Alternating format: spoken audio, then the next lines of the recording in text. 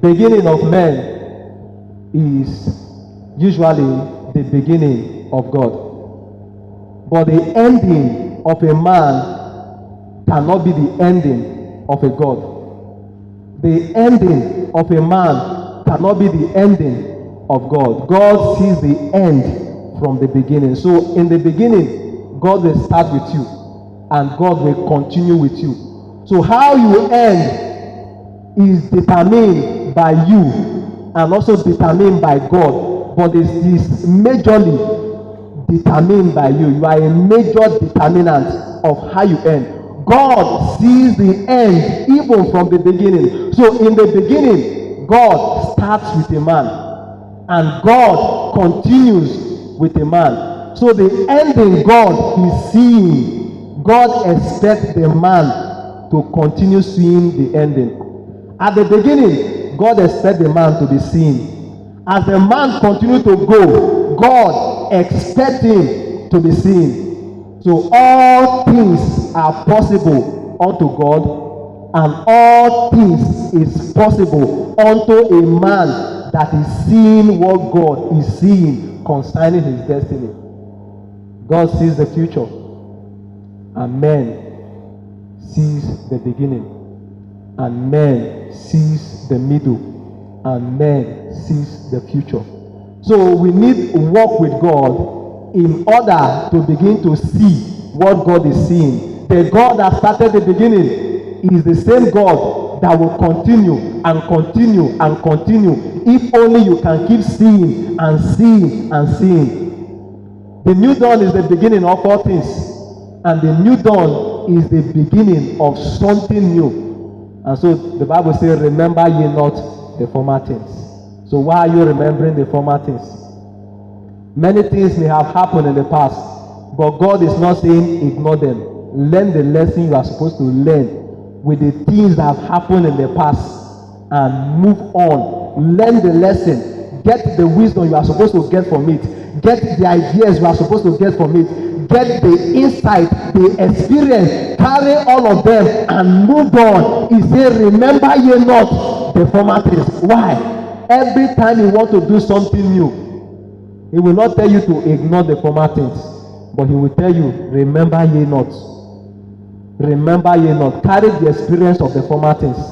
Carry the wisdom from the former things. Carry the ideas from the former things. And he says, remember ye not the former things, for I do a new thing. The new thing is simply God beginning with a man, even if the man has begun his beginning. But God is starting a new beginning with him. The new dawn is simply God initiating new ideas into the faculty of men in order for men to be able to comprehend and understand what he is said to do in that very season, so that they can partner with him in order to do it. And the new dawn is here. This is the beginning of a new dawn. Not just new things, because new things exist every time. Everything new exists every time, but it is new because it is a new insight. It is a new idea, something that you have not known before, or something that you have known but you have not implemented before. That is why it is saying it is a new thing. Now the lifting of men. Now concerning the lifting of men, no man is self-made alone. And no man is God made alone. So you need both the partnership of man and God to be made. Now in making of men, don't write any man off because of their condition today. Because tomorrow they may be in the position to help. Nobody is useless. Nobody is nonsense. God can use anybody, including an animal. So nothing is useless before God in making men. We are in the season of a new beginning, and we are in the season of unfathomed imaginations of what God wants to do. It is unfathomed because it is something that you have not thought about. It is something that you have not begun, but God that has seen the ending from the beginning has initiated it into this very season for you. Every time God wants to make a man, he announces it. He said, behold, I do a new thing. So God has used our father in the Lord, Reverend Dr. Joshua Kalina, to announce this very new thing that he's about to do in this season in our life. To announce this new dawn. He said, behold, I will do a new thing. The former thing can be a limitation of a new thing. And now in the making of men and the breaking of a new day, there are some things you must take note if you must forge ahead. Number one, never believe in impossible. Never believe in impossible. He said, with men, this is impossible. But with God, all things are possible. With men, it is impossible, but with God, it is possible. No man can rise without a man, and no man can rise without God. But God is the center to every rising of men. Men are channel. Now, in not believing in the impossible, don't believe that your situation cannot change. Don't believe that your situation is too pathetic and moribundic to change. Don't believe that the year is running fast. What can I achieve with this year? Who even made the calendar? Who determined the year? Who determined the date? Who determined the moon? Who determined how the moon operates?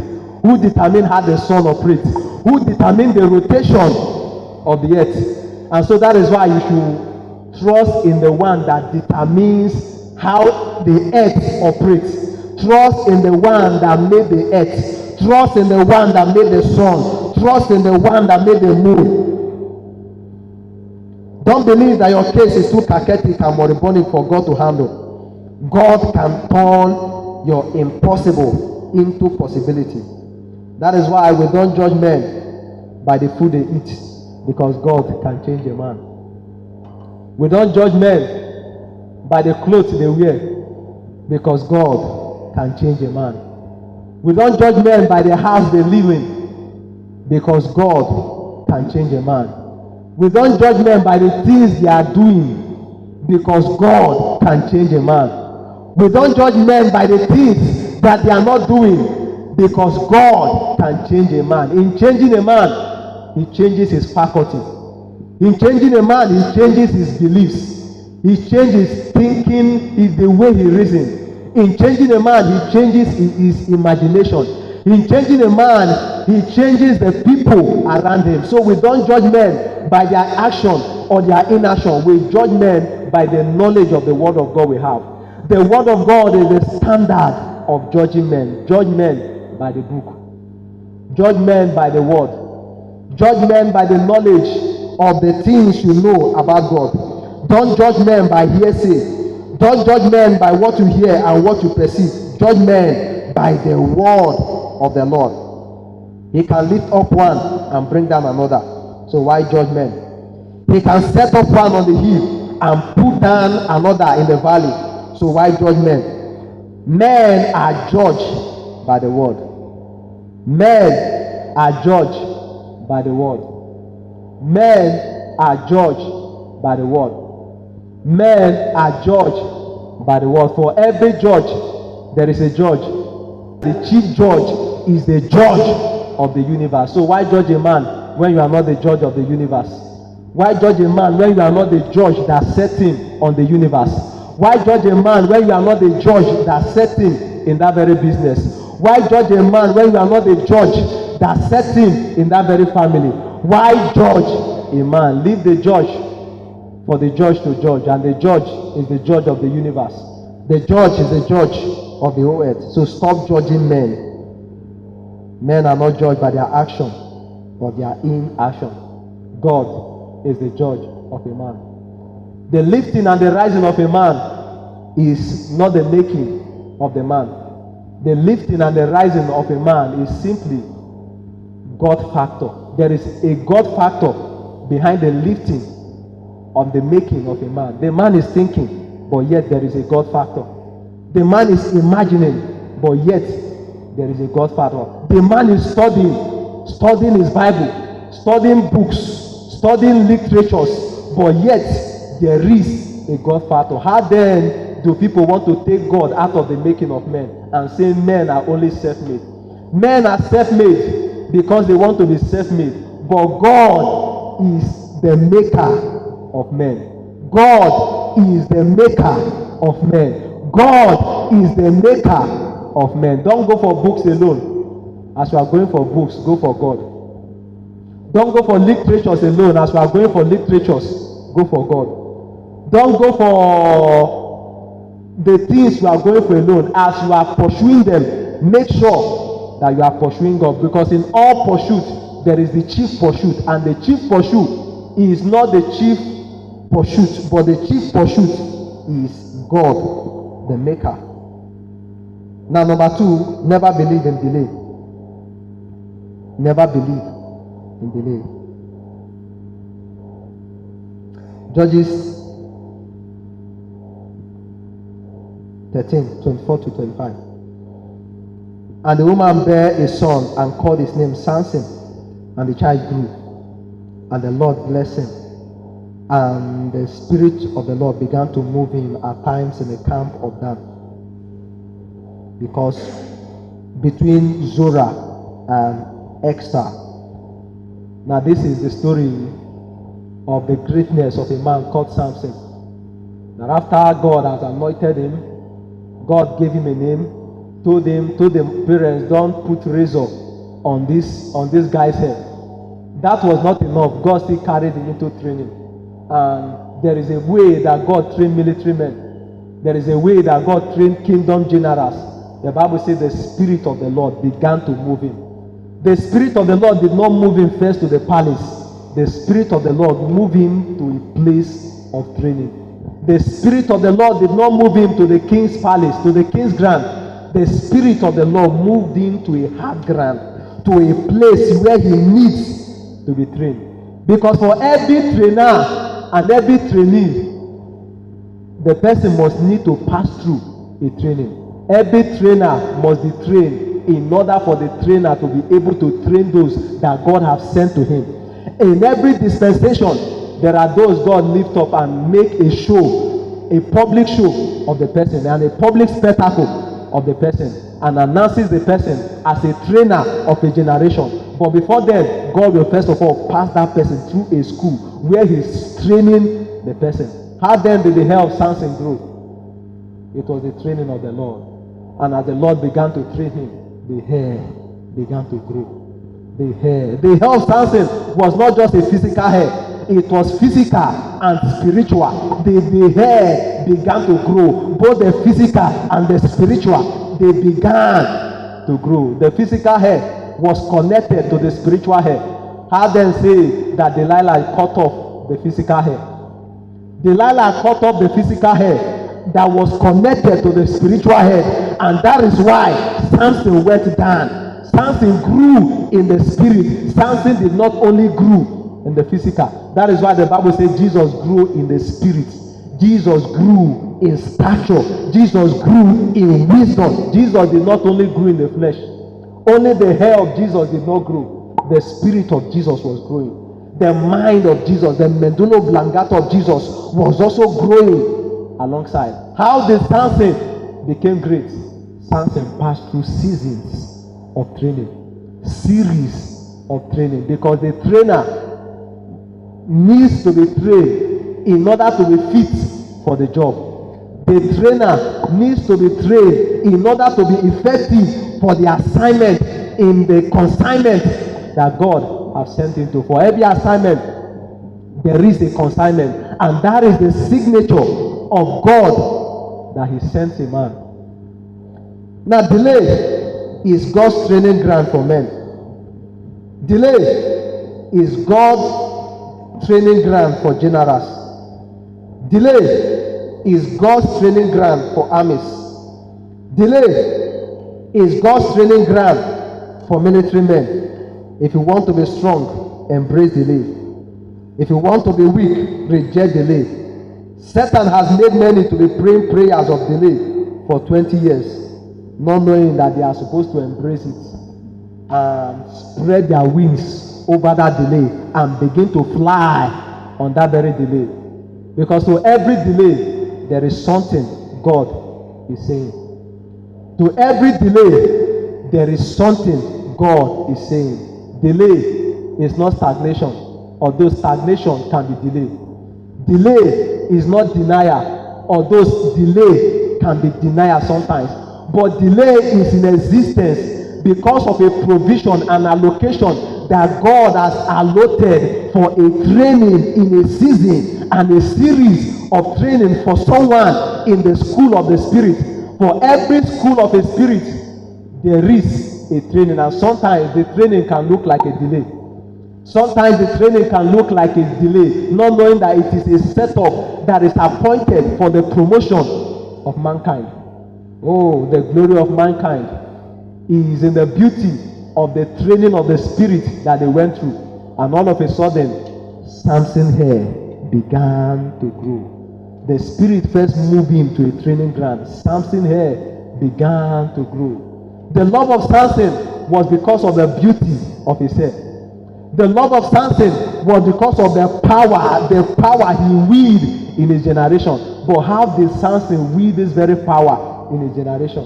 Samson was kept in a time and in a season for the hair to grow. How long did it take the Samson's hair to grow? How many years did it take Samson's hair to grow? How many days did it take Samson's hair to grow? And yet in the eyes of men will say this is delay. But yet in the eyes of the spirit, he said, I'm growing your hair spiritually. I'm growing your hair spiritually. I'm growing your wisdom. I'm growing your insight. I'm growing your might. There is something that I'm doing in you. So delay is to be embraced, because delay is not denial. Delay is not stagnation, but delay can be stagnation. But delay is not stagnation. For every stagnation, there is a stagnant water, and for every stagnant water, there is a pool, and for every pool, there is an ocean, and for every ocean, there is something that God is saying. There is something that God is saying. There is something that God is saying. There is something. God, delay is God's weapon of making men. Delay is God's weapon of building men. Delay is God's weapon of chastising men. Delay is God's weapon of arresting men. Delay is God's weapon of harmonizing men. Delay is God's weapon of reaching out to other men through you. You would have not probably been here if you have not been delayed. Many people may have not probably been where they want to be or where they are currently if they have not been delayed. And at that very junction, what God is doing is that God is cooking them. At that very junction, what God is doing is that God is making them strong. At that very junction, what God is doing is that God is making them fit.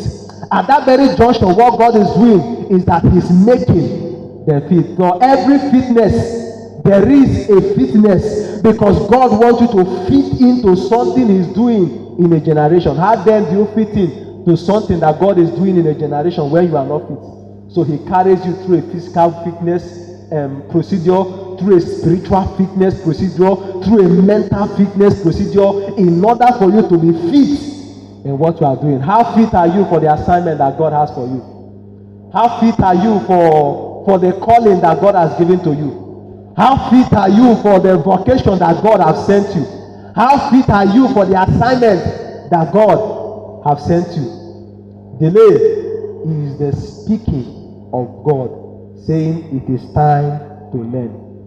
Delay can be the speaking of God, saying it is time to retreat.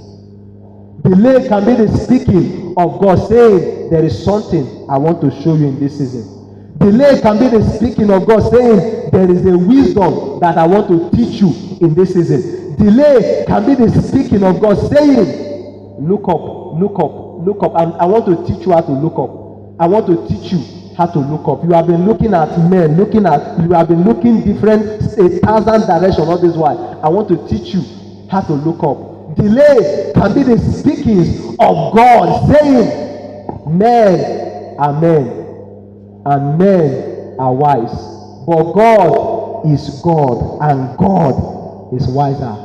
What is delay? Speaking. And what has delay spoke? What lesson have you carried out from that delay? How well are you running with it? Stop kicking delay out. Embrace it and rise to height in your calling by it. Stop kicking delay out. Embrace it and rise to height in your vocation by it. Stop kicking delay out. Embrace it and rise to height in your walk with God by it. Stop kicking delay out. Embrace it and rise to height in God. Delay is good and delay is from God. Delay is good and delay is from God. There are many people that will not be where they are today if they are not delayed. There are many people that will not sing the song that they are singing now if they are not delayed. There are many people now that will not be in the height of celebration where they are, and they will not see the kind of honor that they are seeing now if they are not delayed. So why kick delay out when you are supposed to rise with it, by it? Why kick delay out when you are supposed to rise through it? Why kick delay out when you are supposed to spread your wings and fly through it? Why kick delay out? Why kick delay out? For delay is the wisdom of God to set an appointed time for a man, knowing fully well that the man will be able to apprehend his speaking at that very time and be able to run with his speaking at that very time. So in delay we run. In delay we fly. In delay we emerge. And in delay there is the dawning of a new day. How then do men experience the dawning of a new day? How then do men experience the brightness of the sun and the brightness of the moon? How then do men experience this? How then do men experience their morning? How then do men experience their morning? Oh, we sing our morning has come. And we cry our morning has come. And we reject the things that should bring the morning. We reject the things that should bring the brightness. We reject the things that should bring the favor. And we celebrate the things that are to be celebrated. But we embrace the things that are not supposed to be embraced. Delay is the wisdom of God for the hour. In delay, we grow. In delay, we become strong. Stop praying against delay. Pray for grace instead to utilize it and rise to the height in your calling and your choosing profession through it. For every delay, there is something that God is saying. Lord, what are you saying? Lord, what are you saying? Lord, what are you saying? Do you want me to look left or you want me to look right? What are you saying? What are you saying? So in delay, you are looking up to get inspiration from God. In delay, you are looking up to get insight from God. In delay, you are looking up. He said they look up to God and they were not ashamed. In delay, you keep on looking up, knowing fully well that your help is from God. Knowing fully well that there is something that God is speaking in that very season. The Bible said, and the Spirit of God, first of all, began to move Samson in the training ground. He moved him for wherever he is. He brought him to the training ground. And some people will be in the training ground there, they'll be shouting, I want to leave. They'll be in the training ground there, they will not even know that that is the wisdom of the Spirit for them at that very season. And yet most people will be reacting in that training ground. Lord, what are you doing? Lord, what are you saying? And the Lord will say, I am here with you. Son, I'm here with you. Daughter, I'm here with you. For God speaking mysteries. God speaking wisdom. God speak through experience. But in all of the speakings of God, know that you have the mind of Christ to grasp what God is saying in the season. You have the mind of Christ to understand what God is doing in this season. And every time you tell yourself, I have the mind of Christ. I have the mind of Christ. I know what God is doing in this season. I have the mind of Christ. I can understand what God is doing in this season. I have the mind of Christ. I can understand the direction that God is taking me to in this season. For every direction, there is a director. And the director is the King of glory. And the director is seated on the throne. And the director is God himself. So man is man. But man has wisdom because man is connected to this immortal director. And so that is why we can know the decision of God per time. Knowing fully well that we have not missed our track. knowing fully well that we will not miss our track, because in every leakage is the functioning of a man. So number three, sorry. And omnipotent God, I worship you. Your majesty is forevermore. Omnipotent one, Lord, I worship you. Your majesty is forevermore. Omnipotent one, I worship you. Your majesty is forevermore. How great is the sun, and how black is the moon. If only men can look beyond the sun, and men can look beyond the moon, and gaze to him that made the sun, and gaze to him that made the moon, then men will understand what God is doing in this season. Because for every dawning of a new day, there is the will of man, and there is the will of God. What have you willed, and what God has willed? What have you willed, and what has God willed? Because for every will of man, there is also the will of God. So a man is willing something, and God is also willing something. God has willed, man has willed. God has willed, man has willed. God has willed, man has willed. So in every will of man and every will of God, there is the will of God and the will of God and the will of man, and both of them must mesh together in order for the will of God to be synchronized at that very time. At that very time, there is a standing ground to what God is set to do in this season. Why will something that God has not willed? Why try to form something that God is not forming? Why try to create something that God is not creating? Why try to become something that God does not want you to become? Why try to do something that God does not want you to do? All in the name of I'm delayed. All in the name of I'm being stagnated. All in the name that I'm not making progress. But in the eyes of God, he's saying this guy is running with high speed. In the eyes of the spirit, they are looking at you. What kind of speed? What kind of speed is on the feet of this man? And yet the man is looking at himself and saying, nothing is working. Not knowing that in saying and speaking the things that God has not put in your mouth, you bring delay upon yourself. Because in the eyes of God, you were not delayed. In the eyes of God, you carry speed. Because you so much synchronize with what God was doing at that very time and at that very time in your life. And while you are speaking and speaking things that are not in line with what God is doing, and damaging the things that God is doing, and damaging the things that God is said to do. God did not stagnate anyone, and God has not stagnated anyone. So why say you are stagnated? Why say you are stagnated? The blessings of God are in the mind, and the Spirit of God is upon the speakings of a man. So how then say the things that God is not saying, knowing that as you are saying, you are limiting yourself. As you are saying, you are limiting his making at that very time. So the will of God can be the will of man, and the will of man can be the will of God. But in all, the will of God standeth sure. In all, the will of God superimpose the will of man. The will of God is original to the will of man. So in all, man must embrace the will of God. What has God willed, and what have you willed?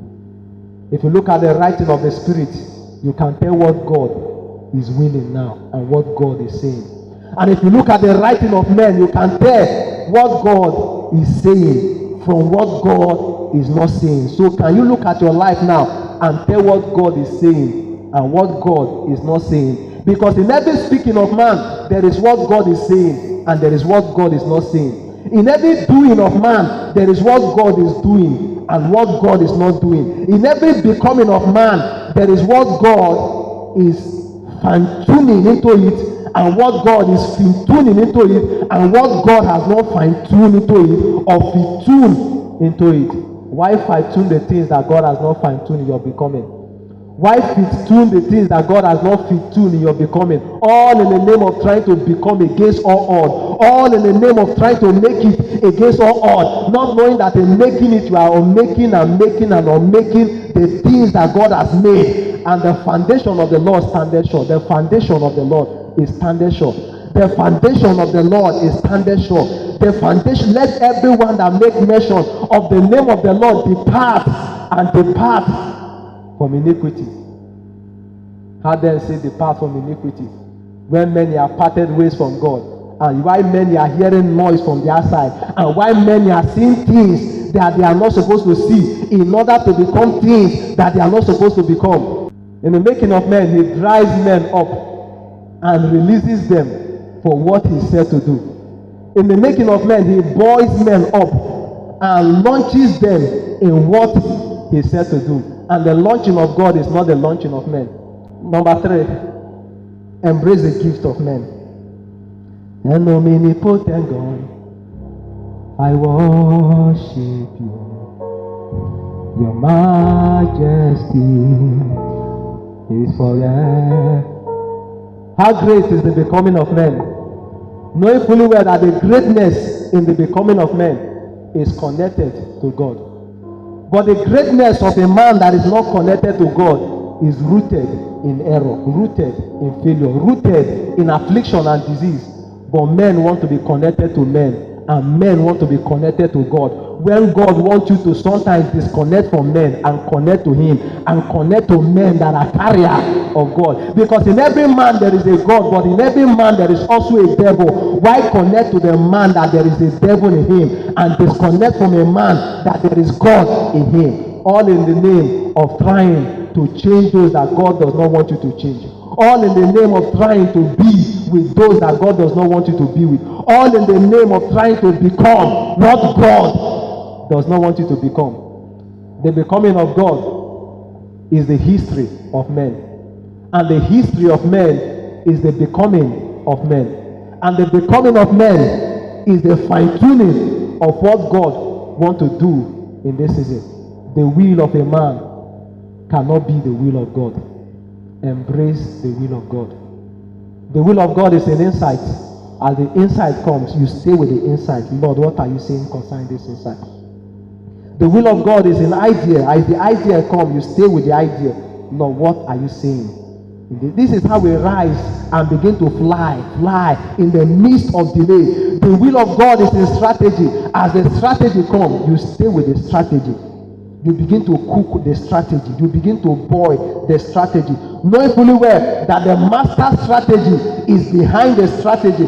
And the master strategy has permitted the strategy. Because for every strategy, there is a plan. Why then want to plan without God? Why then do you want to plan without God? Why then do you want to do things without God? And why then do you want to become without God? Why then do you want to make history without God? Make history, but make history with God. Make name, but make name with God. Use wisdom, but make sure you are using the wisdom of God. Have idea, but make sure the idea that you are having is from God. Because in all of this, God is the master strategist. So in the midst of delay, in the midst of sorrow, in the midst of waiting, what are you doing? You are hearing from God. Lord, what are you saying? Lord, what are you saying? I can imagine what Samson was doing in the campground. I can imagine what Samson was doing in the campground. But that was the place where the hair grew. Don't cut off your hair because of the step you want to take that God has not signed. Not knowing that the hair has even grown to the extent that you don't even know. And yet you want to cut off the hair because of a step that God has not endorsed. You want to cut off the hair because of a plan that you have not planned with God. Because for every plan, there is a master planner, and God is the master planner. So you must involve God in that very plan, or else you are cutting off the things that God is growing. Or else you are trying to grow things that God has not put in that very season for you. Because in every season, there is something that God puts. In every season, God give you a brain so that you can give him rest. God give you a mind so that you can understand his will. God give you rest so that you can know how to achieve the things that he has given to you in his pace, not in your pace. Because man has pace, God has pace. So don't run more than the pace of God. Don't fly more than the pace of God. Don't walk more than the pace of God. Believing is God's pace. So every time you begin to believe, you are walking in the pace of God. Every time you begin to confess, you are walking in the pace of God. And in all, there is becoming. And the becoming is from God. So that man can embrace his pace. Not in your pace. Not in your pace. Not in your pace. Not in your pace. But the pace of God. In our praise, there is the praise of men. And there is the praise of God. Embrace the praise of men. Also embrace the praise of God. But sometimes reject the praise of men to embrace the praise of God. And this is how men become in a season, and even a season like this. For men will be praising you, but yet heaven is clapping. But yet heaven is watching. But yet heaven is watching the footstep of a man. Because the footstep of a man can be the footstep of a God. And the footstep of a man may not be the footstep of God. So in all these things, embrace the footstep of God. Because the footstep of God is where the making of God is for every one of us in this season. The footstep of God is where the making of God, of man, is. The making of every one of us in this season. So in this season, look for where God is putting his footprint. Where is God putting his footprint? Where is God putting his footprint? And when you see where God is putting his footprint, put your footprint there and leave your footprint there. And when you see him move again, you look for the footprint again. You put your footprint there and leave your footprint there. Because in all the becoming of man, man must walk like God. The footstep of man must be where God is. Must be where the footstep of God is. And where is the footstep of God for you? Where is it in this season? Have you asked him? Have you thought about it? What you are complaining about now, have you asked him if is your footstep here? Am I really where your is my feet standing where your footstep is? And God is speaking to somebody prophetically. Check where your footstep is, if God's footstep is there. And if God's footstep is there, rejoice and be joyful. Rejoice and be joyful.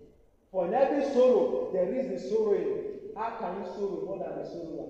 How can you sorrow more than the bereaved? And expect the bereaved to mourn in joy. Because in every joy, there is a mourner. And the mourner cannot mourn more than the bereaved. Know fully well that the bereaved is the bereaved, and the bereaved is full of joy, and the joy is coming from the visitor, and the joy is coming from those that came to join in mourning. So God is saying that in this season, that mourning season is over. That this is the season of mourning. Our mourning has come. Our mourning has come. Rise your feet and begin to confess it. Our mourning has come. My mourning has come. My morning has come. My morning has come. My morning has come. My morning has come. My morning has come. My morning has come. My morning has come. My morning has come. My morning has come. My morning has come. My morning has come. My morning has come. My morning has come. My morning has come. My morning has come. My morning has come. My morning has come. My morning has come.